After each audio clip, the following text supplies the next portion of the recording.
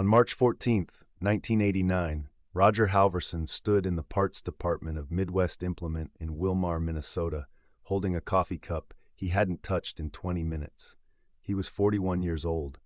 The dealership smelled like hydraulic fluid and new paint. Through the window, he could see the New Holland 7740 sitting on the lot, blue and yellow under a gray sky that promised snow. His father had been dead for 6 weeks. The tractor wasn't the problem. The problem was the land. 240 acres had come with the funeral, a quarter section that bordered his own property to the east. Good black dirt, flat as a kitchen table, with drainage tiles his father had laid in 1967. Roger had farmed 400 acres his whole adult life. Now he had 640. The math was simple. His equipment couldn't handle it. He'd been running a Ford 6610 and an old Minneapolis Moline that spent more time in the shed than in the field. Both were paid for. Both were small. He could keep them and hire custom work for the bigger jobs, or he could trade up. The New Holland would pull a 12-row planter. It had enough horsepower for a 30-foot field cultivator. It would let him farm the new ground himself. The dealer, a man named Vern Schott, had worked up the numbers on a yellow pad. Trade-in value on both tractors. Finance terms at 9.5%. Spring delivery. Roger had nodded through all of it, but he hadn't signed anything. He'd told Vern he needed to think it over. That had been 3 days ago. His wife Carol had asked him one question when he came home that night. She'd been washing dishes at the sink, her back to him, and she'd said it without turning around. "Can we afford it?" Roger had said he thought so. She'd set a plate in the rack and kept washing. That was the end of the conversation. Now he was back at the dealership, and Vern was walking toward him with the paperwork in a folder. Roger set the coffee cup down. He didn't remember deciding. He just remembered that the alternative was watching someone else farm his father's land while he made payments to a custom operator. That didn't seem right, so he signed. The New Holland arrived on a flatbed trailer the first week of April. Roger spent 2 days going through the operator's manual, checking fluid levels, greasing zerks, adjusting the hitch. The tractor had a cab with air conditioning and a radio. It had power steering and a 16-speed transmission. It was the nicest piece of equipment he'd ever owned. It was also the first thing he'd bought in 15 years that wasn't paid for in cash. The payment was $640 a month, $7,700 a year. The loan ran for 7 years. He plowed the new quarter section that spring with a chisel plow he'd borrowed from his brother-in-law. The New Holland pulled it without straining. He planted 400 acres of soybeans and 240 of corn. The corn went on his original ground. The beans went on his father's. He told himself it was a rotation decision, but really it was because he didn't want to put corn on land that still felt like someone else's. The summer was dry. Not disaster dry, just persistent. It didn't rain for 3 weeks in June, then 5 weeks in July. The beans came in at 32 bushels to the acre. The corn hit 115. Both were below average. Roger sold the beans in October at $5.40 a bushel. He sold the corn in November at $2.20. After costs, he cleared $18,000 for the year. The tractor payment alone took nearly $8,000. Carol didn't say anything, but she started keeping the books differently. She'd always tracked expenses in a ledger by hand. One column for seed, one for fuel, one for repairs. Now she added a column just for the New Holland. Every month, she wrote the payment amount in blue ink. At the end of the year, she drew a line under it and wrote the total. Then she closed the book and put it in the drawer. In 1990, Roger planted the same rotation. The summer was better. The beans hit 41 bushels. The corn went to 130. Prices were down. He cleared $22,000. The tractor payment took $8,000 again. He thought about refinancing, but the rates hadn't dropped. He thought about selling it, but the trade-in value was already $7,000 less than what he owed. So he kept farming. His daughter Emily graduated from high school that spring. She'd been accepted to the University of Minnesota in St. Paul. She wanted to study agricultural business. Roger had assumed she'd go. Carol had assumed she'd go. But when the financial aid letter came back, the gap between the scholarship and the tuition was $11,000 a year. Roger looked at the number and then looked at the tractor payment, and he realized he couldn't do both. Emily didn't say much when he told her. She just nodded and said she'd look at the community college in Wilmar instead. She could live at home. It would be cheaper. Roger told her it was temporary, just until things leveled out. She said she understood. But Carol didn't look at him for 2 days, and when she finally did, her face was the same as it had been the night he'd mentioned the tractor. Flat, quiet, resigned. Emily enrolled at Ridgewater College that fall. She commuted 40 minutes each way.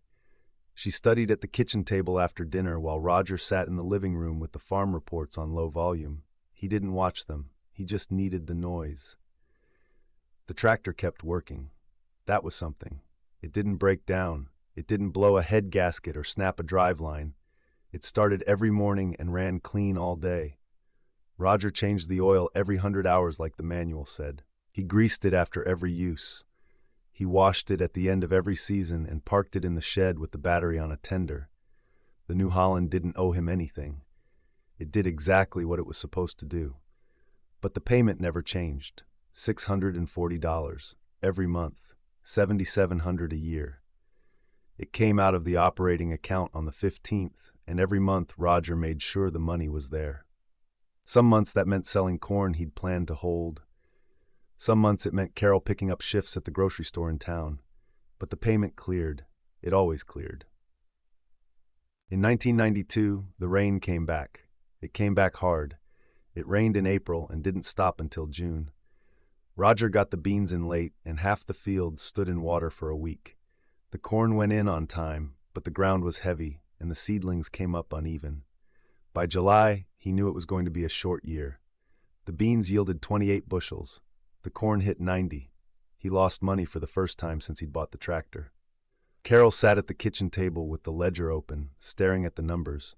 She didn't cry. She didn't yell. She just closed the book and asked Roger if he'd thought about talking to the bank. Roger said he had. She asked what they'd said. He told her they'd said he could defer a payment if he needed to, but it would extend the loan and add interest. She asked if he was going to do it. He said no. She nodded and put the ledger away. He sold a 40-acre parcel that fall. It was ground his father had bought in 1971 on the western edge of the property next to a county road. A developer out of Wilmar offered him $3,200 an acre. Roger took it. The sale cleared $67,000 after fees. He used $40,000 to pay down the tractor loan. He put the rest in savings. Carol didn't ask why he didn't pay the whole thing off. She already knew. If he paid it off, he wouldn't have a cushion. And the cushion was the only thing standing between them and the next bad year. Emily finished her associate degree in 1993. She was 21. She'd been talking about transferring to the university to finish her bachelor's, but Roger could see she didn't believe it anymore. She'd started seeing a boy from Spicer who worked at a feed mill. His name was Todd. He was polite and quiet and had no interest in farming. Emily married him in June of 1994. They moved into a rental house in New London. She got a job doing bookkeeping for a grain elevator. Roger paid for the wedding. It cost $4,000. Carol cried during the ceremony, but Roger didn't know if it was because Emily looked happy or because she was leaving. The tractor loan finally cleared in April of 1996. 7 years. $54,000 in payments. Roger got the title in the mail and put it in the filing cabinet in the office. He didn't tell anyone. Carol saw the last payment clear and didn't mention it. That night she made pot roast, which she only did on occasions. Roger understood. He kept farming. The New Holland had 3,200 hours on it by then. It still ran clean. He'd replaced the clutch once and put new rear tires on it in 1994, but other than that, it hadn't needed much. It was a good tractor. That was the thing people didn't talk about. Sometimes you made a decision that cost you, and the thing you bought still turned out to be exactly what you needed. In 1998, commodity prices collapsed. Soybeans dropped under $5 a bushel. Corn hit $2. Roger had 600 acres in production, and he barely cleared expenses. He didn't take a salary that year. Carol kept working at the grocery store. They lived on her income and didn't talk about it. By December, Roger started thinking about selling ground again, but the market was soft, and he didn't want to take a loss, so he held on. The next year was worse. It rained through planting season, and Roger got behind. By the time the ground dried out, it was too late for beans. He planted all corn and hoped for a dry summer. It wasn't dry. It was wet and cool, and the crop came in late and soft. He sold it at $1.90 a bushel. He lost $30,000. The bank called in January and asked if he wanted to restructure. Roger said no. He sold another 40 acres instead. Emily called that spring and said she was pregnant. Roger congratulated her. She said Todd wanted to buy a house, and they were looking at a place in Spicer with a garage and a backyard. She asked if Roger could help with the down payment. He said he'd see what he could do. He sent her $5,000 in June. It was most of what was left in savings. Carol found out when she balanced the checkbook. She didn't say anything, but she started picking up extra shifts again. The baby was born in November. A girl. They named her Sarah. Roger drove to the hospital in Wilmar and held her for 10 minutes while Emily slept. She was small and red and didn't look like anyone yet. Todd stood next to him, smiling, talking about how they'd set up the nursery. Roger handed the baby back and said congratulations again. On the drive home, he thought about the 40 acres he'd sold and the tractor payment he'd made every month for 7 years, and he wondered if Emily knew that her college fund had gone into a machine that was still sitting in his shed. He didn't think she did. The New Holland turned over 5,000 hours in 2003. Roger rebuilt the hydraulic pump that winter and replaced the injectors. The cab heater had stopped working in 2001, and he'd never fixed it. He just wore heavier coats. The air conditioning still worked, which mattered more. The tractor didn't owe him anything.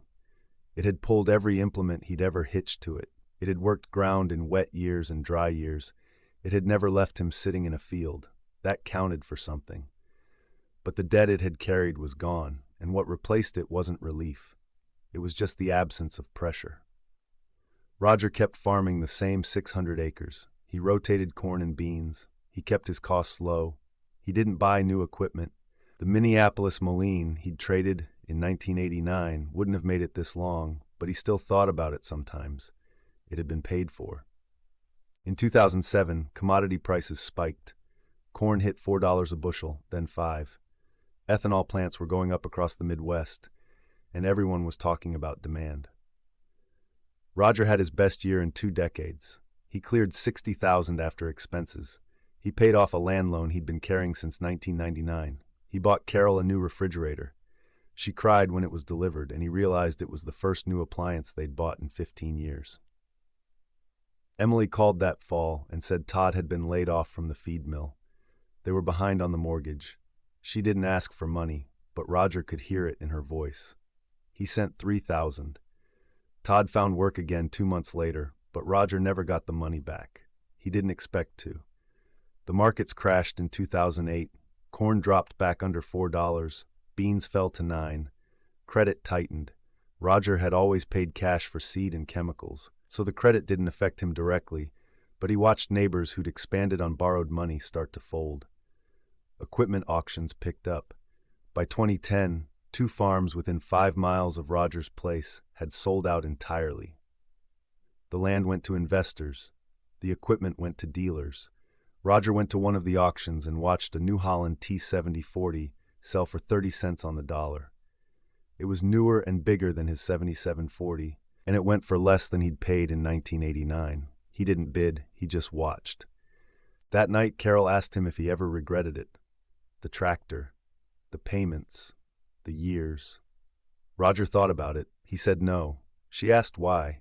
He said because it let him keep farming, and if he hadn't kept farming, they'd have lost everything anyway. She nodded. Then she said that was probably true, but it didn't mean it hadn't cost them.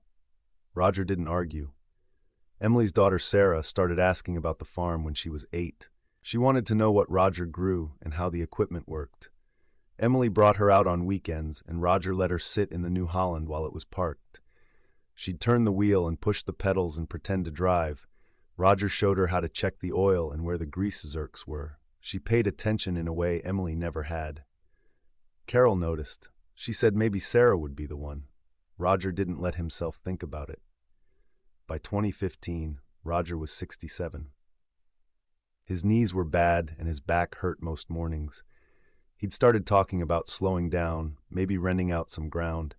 Carol was 65 and still working part-time at the grocery store. She said she didn't mind, but Roger knew she was tired. They'd been farming for 46 years. They had equity in the land and some savings and Social Security. It was enough. It just wasn't what Roger had thought it would be. The New Holland had 8,200 hours on it. It still started every morning. The paint was faded, and the cab interior was cracked, but it ran. Roger had replaced the transmission in 2012 and put a new starter on it in 2014, but those were the only major repairs. It had been a good tractor, better than good. It had been exactly what he'd needed, exactly when he'd needed it. But when Sarah turned 16 in 2016 and started talking about studying agriculture in college, Roger felt something tighten in his chest. Emily and Todd didn't have money for tuition. Roger and Carol didn't either. The farm had equity, but it was tied up in land. If Sarah wanted to go to school, she'd have to do it the way Emily had. Loans, work study, community college first. Roger didn't say any of this out loud, but he thought about it every time Sarah came out to the farm and asked questions about crop rotation and soil health. In 2018, Roger turned 70. He rented out 200 acres to a neighbor and kept farming the rest himself. The New Holland was still the tractor he used for everything. He'd looked at newer models, but he couldn't justify the cost. The 7740 still worked. That was enough. Sarah graduated high school that spring. She'd been accepted to the University of Minnesota, agricultural education. She wanted to teach. The tuition was $18,000 a year. Roger and Carol had $4,000 in savings. Sarah took out loans for the rest. Emily co-signed. Roger offered to help, but there was nothing left to offer. The farm was running, but barely. The margins were thin. One bad year, and he'd be renting out the rest of the ground. Sarah came out to the farm before she left for college. It was late August, hot and still. Roger was greasing the New Holland in the shed. She walked up and stood next to him, watching. She asked how old the tractor was. Roger said 29 years. She asked if he'd ever thought about replacing it. He said sometimes, but it still worked, so he hadn't. She nodded. Then she asked if he thought she'd be able to farm someday. Roger stopped greasing and looked at her. She was 18. She looked like Emily had at that age, serious, uncertain, hopeful. Roger didn't know how to answer. The truth was that the farm couldn't support another generation. Not the way things were. The equipment was old, the margins were too tight, the debt was gone, but the cost of everything else had gone up. Seed, chemicals, fuel, insurance, land taxes. Even if Sarah wanted to come back after college, there was no way to make it work. Not unless Roger sold ground to buy her in, and if he did that, there wouldn't be enough left to farm. So he said what farmers always say. He said maybe. He said it depended. He said farming was hard, and it was getting harder, and she should get her degree first and see how she felt after that. Sarah nodded like she understood, but Roger could see she didn't. She still thought farming was something you chose. She didn't know yet that it was something that chose you, and then spent the rest of your life taking pieces until there was nothing left but the dirt and the equipment and the question of whether it had been worth it. She left for college a week later. Roger and Carol drove her to the dorm in St. Paul. They helped her carry boxes up 3 flights of stairs. Carol cried on the drive home. Roger didn't. He just thought about the New Holland sitting in the shed, 29 years old, 8,300 hours, still running. It had solved the problem it was supposed to solve. It had let him farm his father's land. It had kept the operation going. It had done exactly what he'd bought it to do. But the cost of solving that problem had been everything else. The payment had taken Emily's college fund.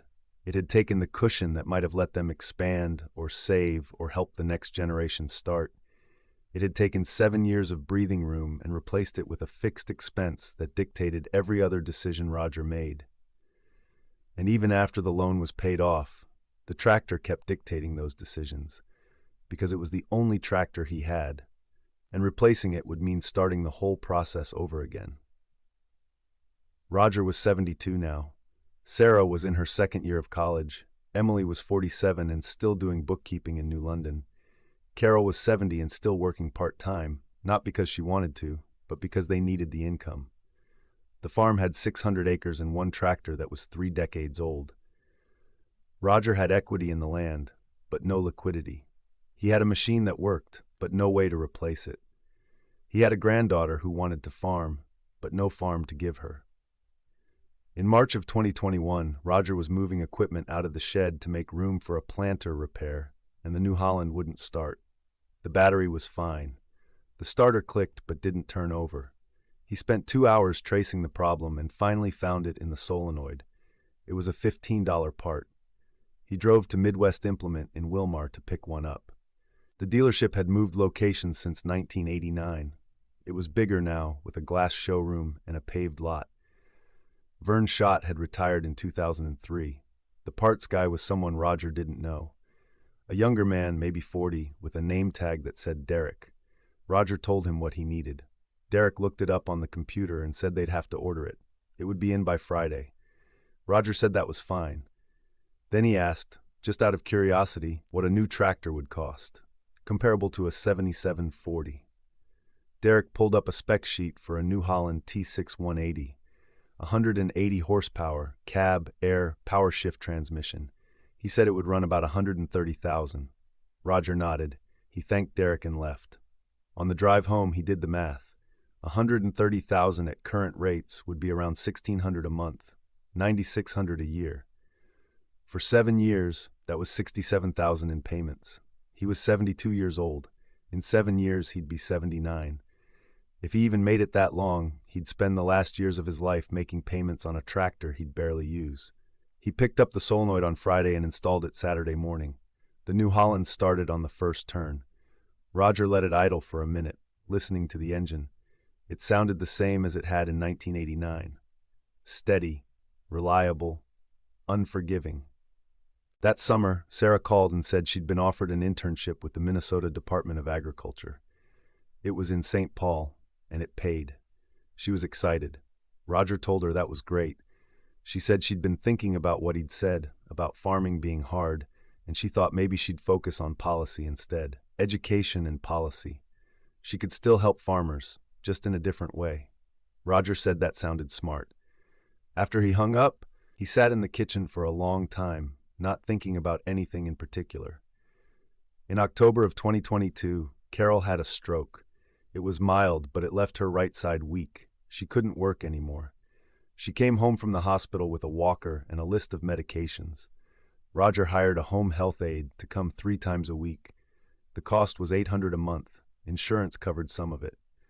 Roger sold another 40 acres to cover the rest. Emily came out to the farm more often after that. She'd sit with Carol while Roger worked.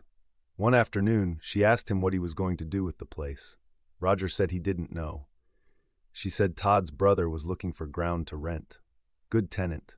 Reliable. Roger said he'd think about it. But he already knew. He'd rent it all out within 2 years, maybe sooner.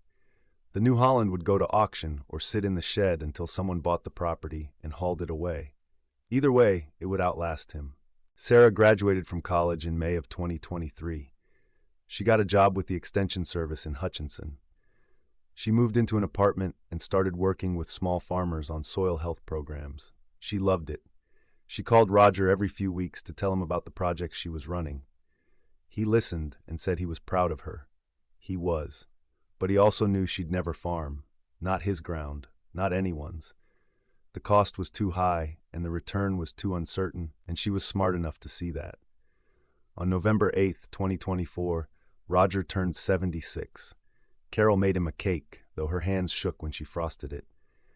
Emily and Todd came over with Sarah. They ate dinner and sang and took pictures. Sarah gave Roger a book about regenerative agriculture. He thanked her and set it on the shelf with the other books he'd never read. After they left, Roger walked out to the shed.